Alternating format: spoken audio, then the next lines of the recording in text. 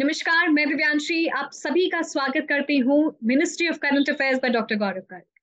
आज इस interview session में हमारे साथ जुड़े हैं विनोद मोरे, जिन्होंने आईबीपीएस क्लर्क 2022 एग्जामिनेशन क्लियर किया है। चलिए सीधी बात करते हैं विनोद से और जानते हैं उनका सफर। Welcome Vinod. Thank you ma'am. Vinod, आपने इस एग्जामिनेशन को क्लियर किया और इस एग्जामिनेशन के बारे में कहते हैं कि बहुत कॉम्पिटिटिव है। इधर एक नंबर आप लिस्ट के अंदर या बाहर हो सकते हैं। और आज आपने फाइनली एग्जामिनेशन क्लियर किया है with fighting the toughest competition. How do you feel about it? कैसी फीलिंग है आपको? कैसी अनुभूति हो रही है इस अचीवमेंट के बाद? मैडम बहुत अच्छा लग रहा है क्योंकि मैं होप नहीं किया था कि ये एग्जाम क्लियर हो पाएगा। क्योंकि मेरा एसबीआई क्लर्क का मेंस 3.5 मार्क्स से अ, मैं बाहर हो चुका था। तो इसमें मेरा उतना होप नहीं था।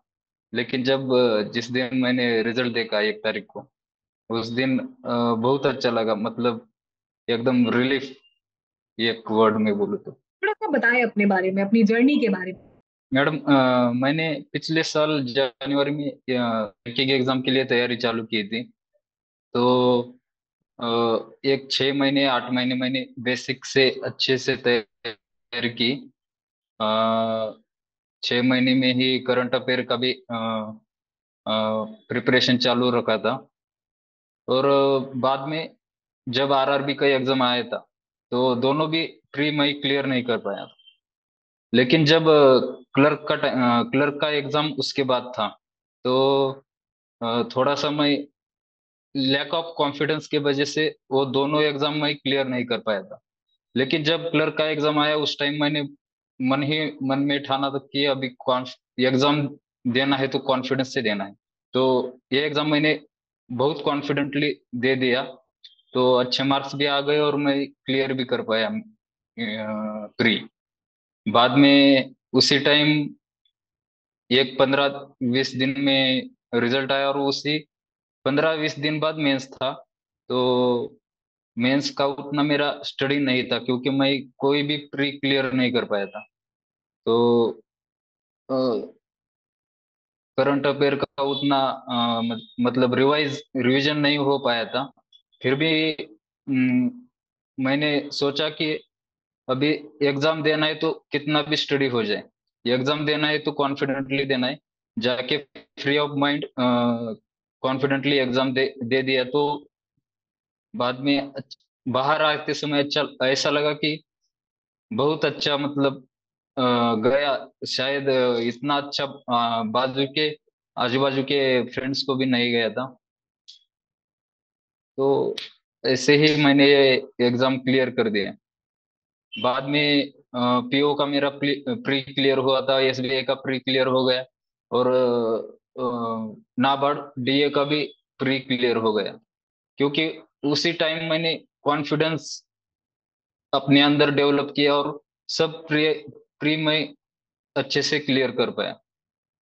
लेकिन 2-3 एग्जाम मेरे मेंस क्लियर नहीं हो पाए, लेकिन ये फाइनल रिजल्ट था। मतलब 4 मेंस दिए थे मैंने, उसमें ये लास्ट रिजल्ट था। तो इसमें क्लियर हो गया। शायद ये क्लियर नहीं हो जाता तो मुझे और 1 साल पढ़ाई करनी पड़ती। तो विनोद, ऐसा होता है कि हम कई बार, आपने जैसे कहा प्री तो क्लियर हो जाता था बट मेंस नहीं होता था। कई बार हम कंटिन्यूस एग्जामिनेशन साइकिल में जाते हैं, प्री क्लियर होता है बट मेंस नहीं क्लियर होता है। तो ये बहुत सारे एस्पिरेंट्स के साथ होता है कि they feel like leaving the examination process. ऐसा लगता है कि चलिए लेट्स कोर्स करेक्शन करते हैं और शायद हमारा जो पिवट करते हैं और दूसरी फील्ड में जाते हैं। आपके साथ भी ऐसे हुआ कभी कि लगा रहन देते हैं, ये मेरे से हो नहीं रहा है, it's not my cup of tea and let's go in some other direction?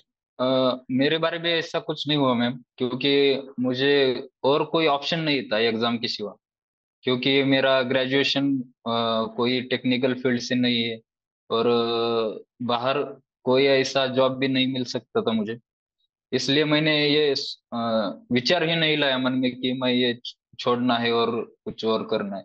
मेरा सिर्फ यही विचार था कि इस एग्जाम को मतलब बैंकिंग की कोई भी एग्जाम हो, क्लर्क हो या पीओ हो, क्रैक करना है और उसी में जॉब करना है। तो ऐसा मुझे विचार कोई नहीं आया कि मैं छोड़ दूं, कि मेरा प्रिय नहीं हो रहा है, बाद में मैं अच्छे नहीं जा रहे, ऐसा कोई विचार नहीं आया। सिर्फ मैंने ऐसा सोचा कि कैसे मैं इम्प्रूव कर सकता हूँ और कैसे प्री में भी और मेंस में भी अच्छे मार्क्स ला सकता हूँ, मेरी स्ट्रेटेजी क्या रहेगी, उस पे मैंने बहुत काम किया। और शायद उसी से अच्छे मार्क्स भी आए थे चारों में से। सो विनोद, बहुत सारे प्री की आपने स्ट्रैटेजी बताई, बट मेंस में कहाँ आप चूक जा रहे थे और उसको कैसे सुधारा? मेंस में मैडम मेरा पीओ में जो है क्वांट बहुत खराब गया था मेरा। सबको क्वांट खराब गया था, लेकिन मैं ये 5-6 मार्क का भी अटेम्प्ट नहीं कर पाया था। इतना खराब क्वांट गया था क्योंकि मेरा उतना प्रैक्टिस नहीं था क्वांट का, मेंस का। शायद मुझे लगा था कि एक डीआई सॉल्व हो जाए तो मैं कट ऑफ क्लियर पर कर पाऊंगा, और बाद में इंग्लिश, करंट अफेयर और रीजनिंग से शायद मेरा एग्जाम निकल सकता था, ऐसा मैं सोच लिया था। लेकिन उसमें मेरा सेक्शनल नहीं क्लियर हो पाया। तो उसी कारण मैंने बाद में क्वांट पे, जब पीओ का मेंस हो गया, बाद में एसबीआई का मेंस था, तो क्वांट पे मैंने अच्छी प्रैक्टिस की, डीआई सॉल्व के और सिंप्लीफिकेशन वगैरह, बहुत ये जो चैप्टर है बेसिक बेसिक, वो अच्छे से क्लियर किया। डीआई पे ज्यादा फोकस किया मैंने। बाद में एसबीआई क्लर्क में मेरा अच्छा टीम गया था क्वांट। और करंट अफेयर के लिए मैं सर के वीडियोस देखता था, बार बार वीडियोस देखता था, रिवाइज करता था, नोट्स निकालता था। जो सर क्वेश्चन के बारे में एक्स्ट्रा इंफॉर्मेशन देते तो वो लिख के लेता था। और सर जो क्यूज लेते थे, वो क्यूज मैं अच्छी तरह से अटेम्प्ट करता था। और शायद उसी से मेरा क्लर्क में, एसबीआई क्लर्क में और आईबीपीएस पीओ में जी जनरल अवेयरनेस में बहुत अच्छे मार्क्स आए थे। किस तरीके से मदद की गौरव सर स्टडी आईक्यू ने? मैडम उनके बारे में जितना बोलूं कम है मैम। मतलब वो क्वेश्चन जो तैयार करते थे डेप्थ में जाके क्वेश्चन तैयार करते थे। और वो क्वेश्चन वैसे ही एग्जाम के हॉल में आ जाते थे। और उसी से बहुत अच्छी प्रैक्टिस हो जाती थी। वो जो क्विज करते थे, क्विज उसमें ऐसा घुमा फिरा के क्वेश्चन तैयार करते थे जो कि हम पहले पढ़ चुके हैं, लेकिन फिर भी हमको नहीं आता था वो सॉल्व करने में। क्योंकि वो अलग टाइप के क्वेश्चन तैयार करते थे बाद में। सीधा नहीं पूछते थे कि ये मतलब ऐसा क्वेश्चन है तो ऐसा ही सीधा डायरेक्ट नहीं पूछते थे, कुछ तो अलग उसके बारे में इंफॉर्मेशन पूछते थे। तो उसी से बहुत अच्छा मतलब अदर जो इंफॉर्मेशन है, जो इम्पोर्टेंट है, वो हमारे पढ़ने में आ जाती थी और वही एग्जाम में आ जाता था। और उसके कारण बहुत अच्छा स्कोर हो गया था मेरा, दोनों में भी, पीओ में भी और क्लर्क में भी, एसबीआई क्लर्क में। जब बैंकिंग एग्जामिनेशन के लिए जाते हैं तो आपको एक एक्यूरेसी और स्पीड में एक बैलेंस बनाना पड़ता है, और शायद पता तो रहता है, लेकिन वो कैसे आता है, how does it comes in the process of your preparation, उसके बारे में बताएं। स्पीड जो है ना मैम, उसके लिए थोड़ा सा प्रैक्टिस चाहिए, क्योंकि आपका बेसिक क्लियर होगा तो आपकी स्पीड भी अच्छी हो जाएगी। अगर आपका बेसिक जो है वो पक्का नहीं है तो आपकी स्पीड में थोड़ी सी रुकावट आ जाती है। और एक्यूरेसी जो है, एक्यूरेसी के लिए आपको मॉक देने के बाद एनालाइज करना पड़ता है कि मैं कहाँ गलत हो रहा हूँ, मैं किस क्वेश्चन को कैसे सॉल्व कर रहा हूँ, उसकी वजह से क्या गलतियां हो रही है। इस पे आप फोकस करेंगे तो आपकी एक्यूरेसी आ जाएगी। और मॉक मॉक में जब तक आप जितने भी आपको बेसिक नहीं आ रहे, उस पे भी भर देना पड़ता है। बेसिक पे और आपके जो क्वेश्चन गलत हो रहे उस पे आप ध्यान दोगे तो आपका एक्यूरेसी और स्पीड दोनों भी आ जाएगा। रिवीजन मॉक टेस्ट कितना लगाया आपने? मैम मैं ज्यादा मॉक टेस्ट नहीं देता था, कम देता था। प्री के 10 दिन पहले, 15 दिन पहले 7-8 मॉक देता था और उसको अच्छे से एनालाइज करता था।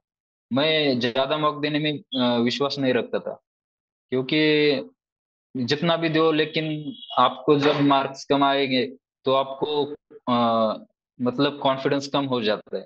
तो थोड़े से मॉक दो और उसको अच्छे से एनालाइज करो, उस पे अच्छे से काम करो कि आपके मार्क्स कहाँ जा रहे हैं, आपकी एक्यूरेसी कहाँ पर कम हो रही है, और स्पीड कैसा। मॉक में टॉपर का टाइम और आपका भी टाइम दिखाते हैं, तो उसी सेक्शन में देखना पड़ता है कि टॉपर का टाइम जा किस क्वेश्चन में कम है और आपका ज्यादा है। उससे अच्छे से एनालाइज करेंगे तो स्पीड और एक्यूरेसी भी आएंगी। तो मैं ज्यादा मॉक नहीं देता था, ये थोड़े से ही मॉक देके उसको अच्छे से एनालाइज करता था। विनोद, आपने जैसे बताया कि एनालिसिस में आप ज्यादा ध्यान लगाते थे, तो एनालिसिस कैसे यस करनी चाहिए? मैम, एनालाइज जो है ना, अगर एक आधा क्वेश्चन है, वो मुझे अच्छे से आता है, मतलब उसका टॉपिक अच्छे से मुझे आता है, और फिर भी उस पर टाइम जा रहा है, और टॉपर वो अच्छे से मतलब कम टाइम में सॉल्व कर रहे हैं, तो मैं देखता था कि मतलब क्या मेरी मतलब मेरा जो अप्रोच है, क्या वो गलत है, उनका अप्रोच क्या है। ये अप्रोच को देखता था मैं कि कहाँ पर गलत हो रहा है। सभी अभी इंग्लिश का अलग रहता है, क्वांट का अलग, और रीजनिंग का अलग। रीजनिंग का मतलब कौन सी कंडीशन जल्दी ले, मतलब अच्छे से फर्स्ट लेंगे तो वो जल्दी सॉल्व हो जाएगा, कौन सी कंडीशन से आपको टाइम लग रहा है वो देखना पड़ेगा। इंग्लिश में जो है, आपको मतलब वर्ड्स कितने अच्छे से समझ आ रहे हैं, आपका वर्ड हो के आप कितना स्ट्रांग है, और हो के आपको मैं ज्यादा भर मतलब डिपेंड रहता था हो के आप पे कि कितना अच्छे से मुझे वर्ड्स का मतलब मालूम है। और ज्यादातर इंग्लिश में वर्ड्स को ही ज्यादा मैं पकड़ लेता था, और उससे ही मेरा क्वेश्चन सॉल्व हो जाता था। और जनरल अवेयरनेस में जो क्वेश्चन आया है, वो अच्छे से मतलब उतना एनालाइज नहीं करता था मैं जनरल अवेयरनेस का, क्योंकि मुझे सर पे बहुत विश्वास था, उनके ही क्वेश्चन मैं ज्यादा पढ़ता था और रिवाइज करता था, इसलिए उसका कोई एनालाइज नहीं करता था। सेशन के एंड में है, कुछ फाइनल टिप सजेशन आप सभी को देना चाहेंगे? मैडम, अभी ये जो प्रिपरेशन, ये बहुत स्पर्धा बहुत बढ़ गई है, तो इसमें शायद ऐसे कोई लोग हैं जो साल साल तक वो अब उनका कोई भी प्री नहीं क्लियर हो सकता है।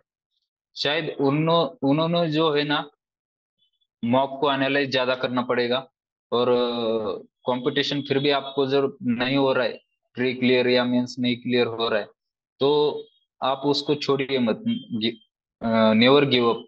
आप उस पे काम करिए, ज्यादा काम करिए। और मुझे मैडम बहुत स्ट्रेस आता था, क्योंकि मेरे पास कोई ऑप्शन नहीं था। मुझे एग्जाम क्लियर ही करना था। शायद मैंने ये 8 महीने में ये क्लियर किया था एग्जाम। और जब आपको मतलब टाइम नहीं रहता तब स्ट्रेस बहुत आता है, तो स्ट्रेस ज्यादा मत लीजिए, और अच्छे से पढ़ाई कीजिए, एनालाइज अच्छे से कीजिए, अपने स्ट्रांग पॉइंट पे आपका डिपेंडेंट रहिए, और वीकनेस को आप सुधार करिए, तो आपका शायद जल्दी एग्जाम क्लियर हो जाएगा। यही मेरे सबसे विनंती है। विनोद, हमने सेशन के स्टार्टिंग में एक बहुत इंपॉर्टेंट बात पूछी थी, अब आपको कैसी अनुभूति है? और आपने बताया था कि now it feels that everything if everything seems to be in perspective. अभी आपने कहा कि टाइम कम, स्ट्रेस ज्यादा। बहुत सारे लोगों के साथ ऐसा होता है कि टाइम कम है, स्ट्रेस ज्यादा है, बट वो माइंडसेट अपने आप को कैसे ट्रेन करें? I think this is also an art in itself. इस आर्ट को आपने कैसे मास्टर इस आर्ट को कैसे मास्टर? अच्छा मैडम, मुझे तो, मैं सच कहूँ तो मुझे स्ट्रेस मैनेजमेंट पहले अच्छा नहीं आता था। मैं बहुत ज्यादा स्ट्रेस लिया था मैम, उसके कारण मुझे मतलब हेल्थ इश्यूज भी आ रहे थे। लेकिन बाद में जब मैंने कुछ टेक्निक सीखी, ऑनलाइन देखा स्ट्रेस मैनेजमेंट कैसे करते हैं, तो वो एक आपने जैसा सच कहा है वो कि एक आर्ट है, वो आपको समझ लेना चाहिए। तो मेरा बाद में क्या सोचा मैंने कि जो करना है यही है, और नहीं भी हुआ तो कोई बात नहीं, अगले साल कर देंगे। टाइम भी कम है तो कुछ नहीं, जो अपने पास टाइम है उसका अच्छे से यूटिलाइज करना। यही महीना मतलब मेरी सोच बदली, मैं सोच अच्छी तरह से बदली, और मैं नई सोच ये लिया कि जो भी करना है यही करना है, तो टाइम भी फिर भी कम है, फिर भी जितना आप अच्छे से आपकी प्रोडक्टिविटी बढ़ा सकते हो, और जितना अच्छे से आपकी स्ट्रेटेजी लगा सकते हैं, उस पर मैंने भर दिया। और स्ट्रेस जो है ना, वो कब आता है जब आप सोच में उलझ जाते हो। मैं वो काम ही किया नहीं कि सोच में मतलब टाइम ही नहीं दिया सोच में उलझने के लिए।